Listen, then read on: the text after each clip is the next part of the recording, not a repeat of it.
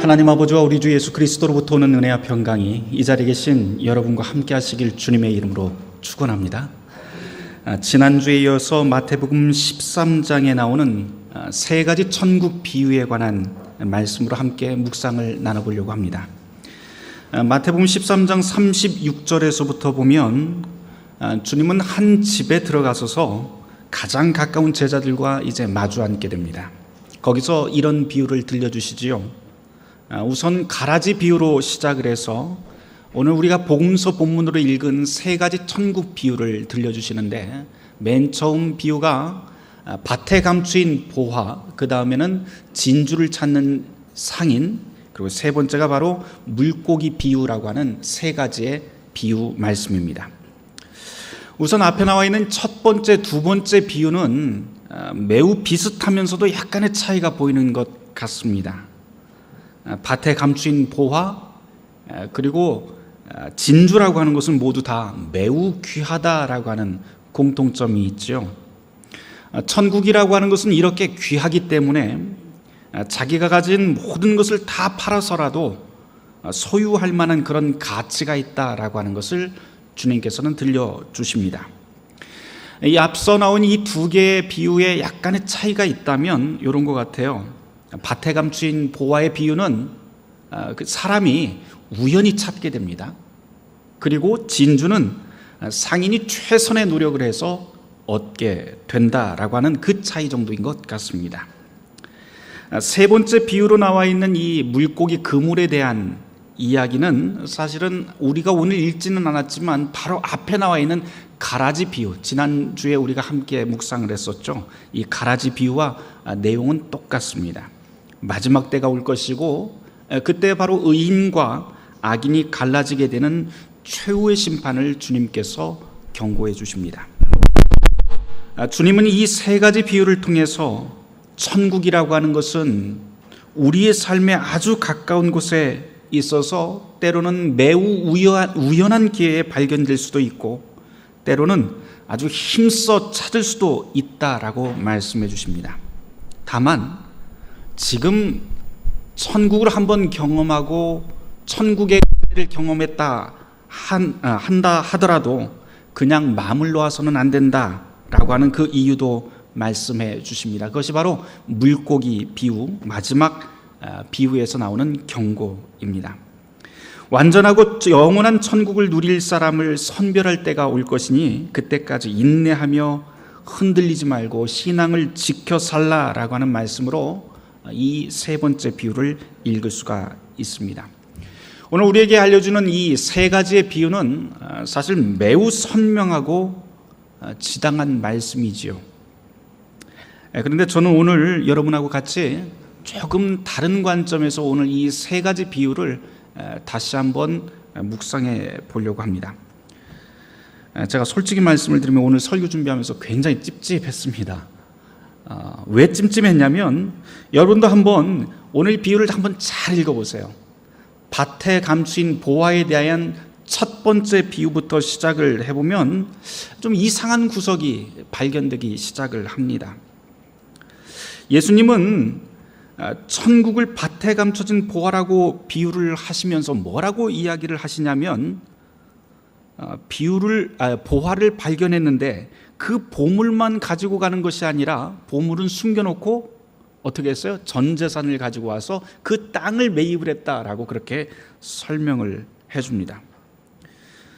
보물은 숨겨두고 굳이 재산을 털어서 그 땅을 매입한 이유는 도대체 무엇일까요? 이게 이치에 맞는 일일까요?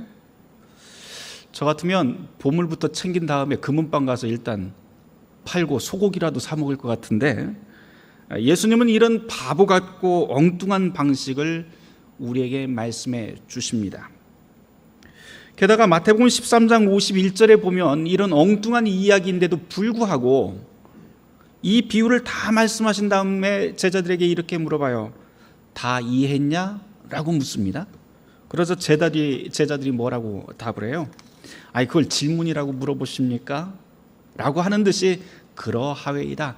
다 완벽히 깨달았습니다. 라고 그렇게 답을 합니다.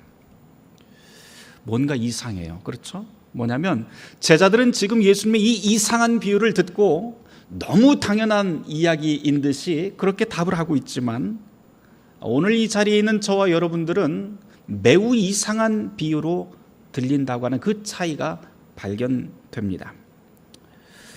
아마 우리가 이렇게 이해하지 못하는 이유는, 이상하게 여기는 이유는 딱 하나밖에 없을 것 같아요. 뭐냐면 예수님이 살던 시대엔 당연한 이야기였지만 오늘 우리가 살고 있는 이 시대에는 당연하지 않은 이야기이기 때문일 것입니다. 다른 말로 하면 사회상이 다르다라고 그렇게 이야기를 할 수가 있을 것 같아요.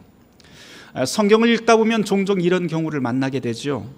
그래서 우리가 성경을 읽으면서 중요한 것은 성령의 조명을 받아서 하나님께서 우리에게 말씀하시는 것이 무엇인지 그 의미를 즉각적으로 깨닫는 것도 꽤나 중요하지만 성경 안에 나와 있는 시대와 문화를 파악해서 그때 거기서의 의미를 밝히는 것도 매우 중요합니다.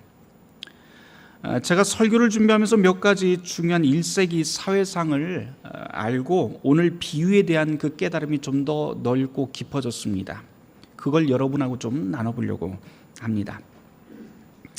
우선 첫 번째 비유에서 밭에 감추인 보화를 발견하고 그 보화는 숨겨두고 땅을 매입했다라고 하는 말이 무슨 뜻인지부터 좀 우리가 추적해 보죠. 이 구절에 대한 매우 다양한 해석들이 있습니다. 예를 들어서 여러 목사님들이나 신학자들이 설명을 하는데 당시에는 전쟁이 빈번하게 일어났기 때문에 땅에 보물을 묻어두고 전쟁에 나가거나 이사를 가는 일들이 매우 빈번했다. 그런데 전쟁 나갔다가 주인이 죽어버리던가 아니면은 그 주변의 지형이 바뀌는 바람에 어디에 묻었는지 모르는 경우가 꽤나 많이 생겨서 가끔 이렇게 엉뚱한 사람이 보물을 찾게 되는 경우들이 꽤나 많았다라고 그렇게 이야기를 해주곤 합니다. 또 여기에 또 다른 이야기가 하나 더 붙는데요. 당시 로마법이나 유대법에 보면은 매장된 보물은 내 땅이 아닌 곳에 매장된 보물을 발견하면 그 소유권은 발견한 사람이 그 소유권을 갖는 것이 아니라 원래 그 토지의 소유자가 주인이 그 소유권을 갖기 때문에 발견한 사람은 취득할 권리가 원래부터 없었다. 그러니 땅부터 사는 게 맞다라고 그렇게 설명들을 해줍니다. 그런데 여러분 이런 식의 설명들은 사실은 그리 설득력이 없는 이야기들입니다. 왜냐하면 시대상으로 따져보면 전쟁 때문에 보물을 땅에 묻어두었다가 발견되는 일이 그리 많지는 않았습니다. 주인도 발견 못하는 걸 어떤 사람이 발견을 했겠습니까? 그러 많지 않을 거요. 또 법으로 보더라도 실제로 로마법에 보면 매장된 보물과 토지 소유인의 관계에 대한 로마법이 나오기는 하는데 그게 2세기 때 법입니다. 그러니까 1세기는 이런 법이 없었어요. 게다가 1세기 유대인의 랍비들도 이 지금 마태복음 13장에 나와 있는 이 밭에 감추인 보화에 대한 똑같은 내용들로 랍비들끼리 논쟁했다고 하는 기록들이 꽤나 많이 발견이 됩니다. 해결이 안 나는 문제들이었습니다. 그러니까 앞서서 제가 말씀드렸던 그런 설명들은 사실은 설득력이 없다라고 그렇게 볼 수가 있습니다. 여하튼 예수님이 살던 1세기 팔레스타인이라고 하는 곳은요, 우리가 살고 있는 이 시대와 전혀 다른 가치관의 세계라고 하는 것은 확실합니다. 이거부터 좀 염두에 두고 시작을 하면 될 것 같아요. 우선 우리의 문제는 보물을 지금 어떻게 처리했는가라고 하는 문제인데, 여러분이 스스로 한번 생각을 해보세요. 여러분이 어느 시골에 여행을 갔는데 사람이 아무도 없는 들판을 지나게 됩니다. 근데 발에 뭐가 탁 채요. 보니까는 뭐가 이렇게 조금 튀어나왔는데 막 긁어보니까 보물상자 하나가 그 안에서 턱 나옵니다. 누구 땅인지도 모르고 이미 한가운데서 보물이 발견됐습니다. 자, 여러분 어떻게 하시겠습니까? 최일평 장로님 어떻게 하시겠어요?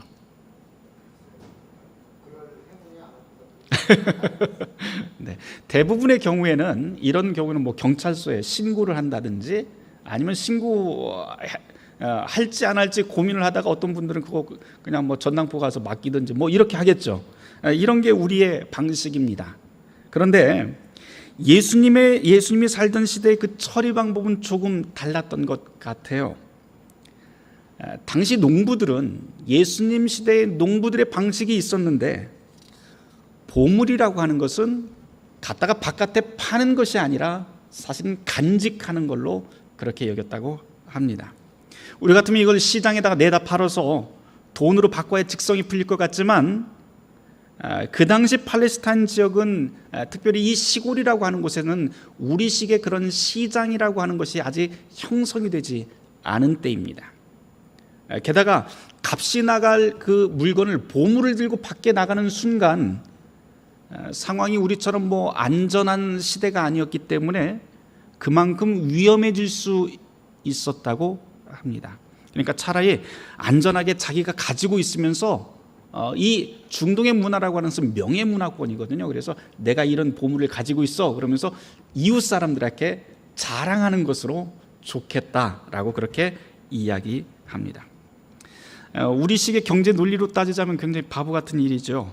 하지만 이 당시 1세기 팔레스타인 중동 지역에서는 매우 일반적인 현상입니다. 그도 그럴 수밖에 없는 것은 당시 사회라고 하는 것은 우리식의 시장 경제 체제가 아니라 가족 중심의, 가족들끼리 모여서 자급자족하는 그런 체제였어요. 이 지난주에 제가 그런 설명을 잠깐 해드렸던 것 같은데요. 가족들끼리 함께 자급자족하던 그런 체계, 경제 체제이다 보니까 가족들끼리 돈 벌어서 부자 되겠다라고 하는 것보다는 가장 큰 관심은 무엇인가 하니 굶지 말고 잘 먹고 건강하게 잘 살면 된다라고 하는 것이 가장 궁극적인 삶의 목표가 됩니다. 상황이 이렇다 보니까 어떤 토지를 갑자기 매입한다라고 하는 것도 사실은 농부들이나 그 당시 평민들에게는 완전히 딴 나라 이야기입니다. 무언가 사고 판다는 것은 사실은 그 시대에 안전한 시장이 없다 보니 늘 위험한 일이었고, 또 게다가 상거래 행위로 이윤을 추구하는 그런 것은, 이윤을 추구해서 부자가 된다는 것은 그 당시 사람들 생각에는 이웃을 속여서 피해를 주고 이득을 취하는 걸로 그렇게 이해를 했던 시대입니다. 오늘 시대에서는 수요와 공급이 물건의 가격을 결정을 하죠. 그런데 고대 사회에서는 그런 생각 자체가 없었기 때문에 무조건 물건을 팔 때는 상인의 입담에 의해서 그 가격이 결정이 됩니다. 게다가 구약 율법에 보면 이자 금지법이라고 하는 것을 여러분들이 보셨을 거예요. 그래서 무언가 상거래를 통해서 이득을 보는 걸 그리 좋게 여기지 않던 것이 또한 유대인들의 통념입니다. 그래서 심하게는 상인들을 이 시대, 이 장소에서는 사기꾼으로 천대하는 분위기가 역력했다고 합니다. 참고로 이런 사회적 분위기를 우리가 깔고 성경을 읽다 보면 굉장히 좀 도발적인 재해석할 수 있는 그런 성경 말씀들이 꽤나 눈에 들어옵니다. 예를 들어서 예수님의 달란트 비유가 그런 것이죠. 달란트 비유 보면 종에게 달란트를 나눠준 다음에 그것을 이득을 내는 종들을 향해서 예수님께서 잘했다 칭찬하는 대목들이 나오는데, 사실은 그 예수님의 그 비유는 그 당시 농촌에 있었던 농민들에는 매우 놀라운, 또는 그 사람들의 가치관을 완전히 뭉개버리는 도발적인 예수님의 이야기가 됩니다. 5달란트로 이윤을 남겼다는 것은 사실 당시 사회적 통념으로 보자면 매우 이상한 이야기가 되는 것이죠. 여하튼 토지를 매입한다라고 하는 것은 그 당시 사람들에게는, 일반인들에게는 통용되는 말이 아니고 오직 다른 사람들을 마음대로 통제할 수 있는 권력자들, 아주 극소수의 권력자들이나 토지를 매입할 수 있었다라고 하는 점은 분명합니다. 그러니 지금 예수님께서 지금 첫 번째 천국 비유로 밭에 감추인 보화를 말씀하시는데요, 이 마태복음 13장 44절 말씀은 당시 청중들이었던 제자들 그리고 농부들에게 좀 더 높은 세계, 지금 우리의 세계가 아니고 좀 더 높은 세계를 바라보게 하는 매우 현실적인 설교였던 것 같습니다.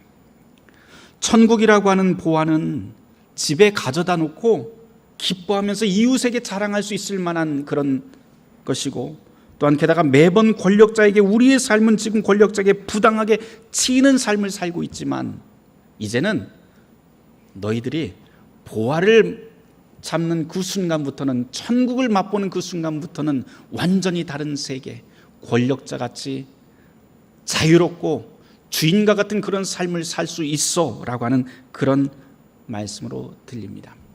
그러니 농부들이 들을 적에는 아픈 곳을 긁어내는 예수님의 눈높이 설교로 들었을 것 같습니다. 두 번째 비유는 진주를 구하는 상인 이야기인데요, 사실 이 비유도 역시 매우 도발적인 이야기예요. 지금이야 이미 말씀을 드렸지만 기업인이나 또 물건을 사고 파는 무역 중개상들, 이런 직업에 종사하는 사람들이 이상한 것 하나도 없지요. 그런데 예수님이 살던 이 1세기 팔레스타인에서는 상인이라고 하는 직업은 당시에 매우 드문 직업이었고, 앞서 말씀드린 대로 사회적으로 그리 신뢰할 수 없는 직업군이 바로 이 상인들이었습니다. 이건 비단 유대인에게만 해당되는 일이 아니었었고요, 그리스 로마 문명권에 살던 사람들에게도 일반적인 통념이었다고 합니다. 예를 들어서 그리스의 유명한 철학자 아리스토텔레스도 자기의 그 저서에서 상인들에 대해서 이야기한 대목이 있는데, 거기 보면 이런 내용들이 나와요. 상인들이나 이자로 재산을 불리는 사람들은 매우 천하다, 사기꾼이다, 이렇게 이야기를 합니다. 그런데 그 이유가 매우 흥미롭습니다. 그리스어로, 성경도 그리스어로 쓰여져 있었잖아요, 신약 성경이. 그런데 그리스어로 새끼, 자식이라고 하는 이 단어와 이자라고 하는 단어가 똑같은 단어예요. 토코스라고 하는 단어입니다. 그런데 새끼라고 하는 것은 어떻게 생깁니까? 생명을 가진 생물이 생식을 통해서 낳을 때 자연스럽게 나오는 것이 새끼입니다. 이게 토코스예요. 그런데 이자는 어때요? 이자는 돈이라고 하는 게 생명이 있습니까? 돈이 생명이 없는데, 생명이 없기 때문에 돈이라고 하는 것이 암수가 구분도 안 됩니다. 암수가 만나서 생식을 할 수 없잖아요. 그런데도 불구하고 돈이 굴러가면서 거기에 이자가 생깁니다. 토코스가 생깁니다. 새끼가 생깁니다. 사람들이 볼 때 어떻게 생각했을까요? 이거는 자연스럽지 못한 일이야. 또 어떻게 생각을 하냐면, 하늘의 신이 이 땅을 창조하면서 창조의 질서를 만들어 놓으셨는데, 이것이야말로, 이 돈의 이자가 붙는 것이야말로 창조 질서를 거스르는 악한 일이야 라고 이야기를 합니다. 그래서 상인들을, 은행업에 종사하는 사람들, 고리대금업을 하는 사람들을 아주 악한 사람으로 치부했던 것이 바로 이 고대 사회였습니다. 지금도 중세 유럽에서 통념적으로 유태인들을 어떤 식으로 생각을 하냐면, 중세 유럽에서는요, 사악한 고리대금업자라고 그렇게 부릅니다. 사실은 은행업을 했기 때문에 그렇게 고리대금업을 하지는 않았음에도 불구하고 이 유대인들을 사악한 고리대금업자라고 부른 이유도 바로 이런 배경이 같이 연결되어 있습니다. 다시 성경으로 돌아가 보도록 하죠. 전 재산을 들여서 진주를 구하는 상인 이야기였는데요, 이 비유가 제가 매우 도발적이라고 말씀을 드렸습니다. 이유는 간단해요. 천국이라고 하는 것은 어떤 사람이 들어가야 됩니까? 우리 생각으로 따지면 착한 사람, 선한 사람, 이런 사람이 들어가는 곳이 천국일 텐데, 예수님은 지금 뭐라고 그래요? 누구의 천국을 이야기합니까? 상인의 천국. 다시 말해서 악한 사람이 들어갈 수 있다라고 하는 그런 가능성을 지금 말씀하고 있습니다. 그러니 예수님은 지금 이 비유를 통해서 우리가 가지고 있었던 통념들을 완전히 박살내버립니다. 아니야, 천국은 저런 악한 사람도 가질 수 있고 들어갈 수 있고 누릴 수 있는 곳이야 라고 말입니다. 굉장히 낯설죠? 그런데 이걸 우리식으로 한번 바꿔볼까요? 우리에게 익숙한 말로 바꿔보면 이런 말이 됩니다. 천국은 불완전한 사람들, 그리고 죄인들을 위한 곳이야 라고 하는 말이 됩니다. 이 두 번째 비유는 이렇게 모든 사람을 위해 열려있는 천국을 우리에게 들려줍니다. 세 번째 비유입니다. 그물에 걸린 물고기를 물가에서 어부들이 좋은 것과 못된 것으로 선별하는 이야기가 나옵니다. 이 비유에 대한 해석은 예수님이 너무 명확하게 설명을 해주셔서 여기에다 덧붙일 필요가 없는 것 같아요. 함께 찾아서 읽어보도록 할까요? 마태복음 13장 49, 50절 말씀입니다. 49, 50절 말씀 같이 한번 읽어보도록 하죠. 같이 읽습니다. 세상 끝에도 이러하리라. 천사들이 와서 의인 중에서 악인을 갈라내어 풀무불에 던져 넣으리니 거기서 울며 이를 갈리라. 우선 이 전체 오늘 세 개의 비유를 다 한꺼번에 모으기 전에 단어 두 개를 풀어놓고 우리가 다시 한번 보았으면 좋겠어요. 마태복음에 보면 특별히 천국이라고 하는 단어가 매우 빈번하게 등장을 합니다. 그런데 이 천국이라고 하는 것을 생각을 조금 바꿔야 됩니다. 유대인들이 지금 이 복음서 마태복음을 듣고 있는데요, 유대인들에게 천국이라고 하는 것은 우리가 생각하는 어디 하늘에 있는 어떤 나라나 아니면 지역을 뜻하는 게 아닙니다. 대신 유대인들에게 천국이라고 하는 말을 하면은 그 사람들이 제일 먼저 떠올리는 건 뭐냐면 하나님이 다스린다라고 하는 뜻입니다. 하나님이 통치한다, 하나님이 다스리는 영역이다. 그리고 의인이라고 하는 말도 우리가 조금 생각을 바꿔야 됩니다. 우리는 의인 그러면은 무언가 착한 일을 한 사람, 의로운 일을 한 사람, 뭐 이런 식으로 우리는 의인이라고 하지만 성경에 나와 있는 의인은 그런 의미가 아닙니다. 성경에서 의인이라고 하는 것은 하나님의 통치 가운데 들어와 있는 사람, 이런 뜻입니다. 이거는 이제 바울은 나중에 천국의 시민권이라고 하는 말로도 바꿔서 이야기를 하곤 하죠. 그래서 유대인들에게 의인이라고 하는 말은 무언가 선행을 많이 하는 사람을 뜻하는 게 아니라 하나님의 통치 가운데 들어와 있는 사람이라고 하는 뜻이 됩니다. 이 풀이대로 오늘의 세 가지 비유를 함께 다시 읽어도 좋을 것 같습니다. 그러면 하나님이 다스리는 천국, 하나님의 다스리는 그 손길이라고 하는 것은 밭에 감추인 보화를 발견하는 것처럼 하나님이 우리를 다스리는 그 손길을 매우 가까운 곳에서 부지불식간에 우리 일상 가운데서 아주 평범한 일상 속에서도 체험할 수 있고, 두 번째 비유, 그 반대로 진주를 찾아 나서는 상인처럼 하나님의 은혜를 갈구하는 모든 사람에게도 체험될 수도 있다라고 하는 말이 됩니다. 우연히 발견될 수도 있고 구하는 자에게 다 주시는 것이 바로 하나님의 다스림, 하나님의 손길, 하나님의 도움이다라고 하는 말이 됩니다.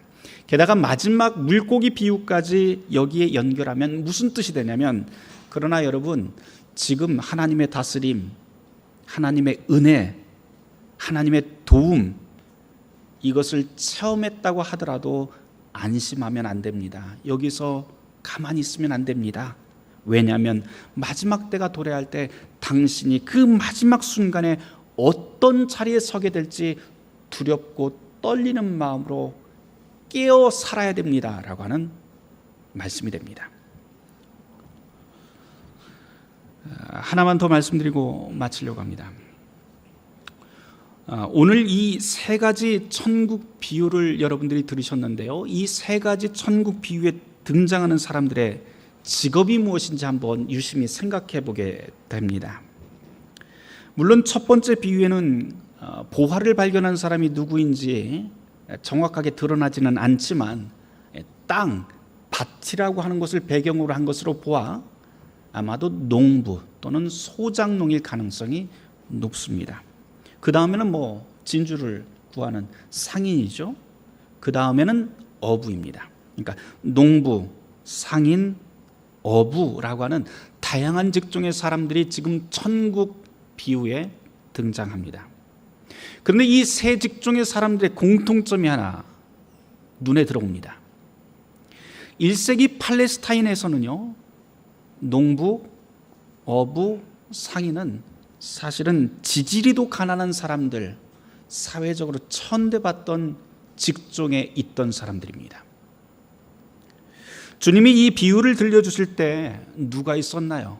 지금 예수님의 이 비유를 들려주신 그 자리에는 어부였던 제자들이 앉아 있었고, 마태복음이 선포되던 최초의 청중들은 아마도 바로 이렇게 가난하고 사회적으로 천대받던 사람들이 아니었을까 싶습니다.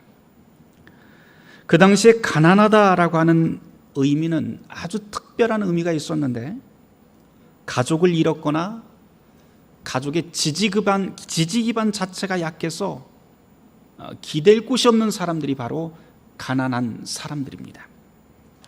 이런 사람들이 예수님의 비유와 말씀에 계속해서 등장하죠. 품삯 일꾼, 어부, 소장농, 세리, 상인, 몸을 파는 여인, 병든 사람, 목자, 홀로 된 여인, 고아들, 모두 다 예수님의 말씀 가운데 만나게 되는 사람들입니다. 예수님 당시에 특정한 계급에 속한 권력자들을 제외하고는 일반인들의 삶은 그야말로 지옥 같은 삶을 살았다고 하는 것이 1세기를 연구하는 연구자들의 결과입니다. 예를 들어서 세금만 해도 그래요. 이 당시 팔레스타인에 살던 사람들에게 부과되던 그 세금의 종류와 세액 자체가 어마어마합니다. 우리도 세금 조금만 올리면 몇 프로만 올려도 난리가 나잖아요. 근데 이 당시 사람들의 세금은 크게 세 종류가 있었는데요. 로마 제국에 내야 되는 세금, 여러 가지 세금들이 그 안에 또 분류가 됩니다. 그 다음에 분봉 왕에게, 그 지역을 다스리고 있는 관리에게 내야 되는 세금, 또 성전에 내야 되는 세금, 이렇게 크게 세 분류로 되지만 그 안에 또 세부적인 세금 명목들이 매우 많았습니다. 그런데 일반인들이 이 세 개의 세금을 다 합칠 적에 내야 되는 세액이 어느 정도 수준이었냐면 자기 총 수입의 70%를 내야 됐다고 합니다. 이렇게 70%를 수탈당하는 삶을 살았습니다. 이게 바로 예수님 당시의 현실입니다. 그런데도 불구하고 현실은 조금도 나아지지 않고 이 사람들의 삶은 점점 팍팍해지고 삶의 가장 근간이 되는 가정은 내몰리고 파괴되어 갑니다. 그 속에서 사람들은 점점 희망을 잃어갑니다. 그렇게 희망을 잃은 사람들, 생계가 어려운 사람들, 지지기반이 없는 사람들이 예수님 앞으로 찾아옵니다. 그리고 그런 사람들에게 주님은 바로 이 천국 비유를 들려주신 것이지요. 자기 땅을 갖고 싶어하는 소장농, 사기꾼이라고 욕바지로 살고 있는 상인들, 절대 빈곤의 삶을 살던 어부들, 오늘 이 비유에 나와 있는 이 세 직종의 사람들이 바로 모든 가난한 사람을 대표하는 그러한 상징이 됩니다.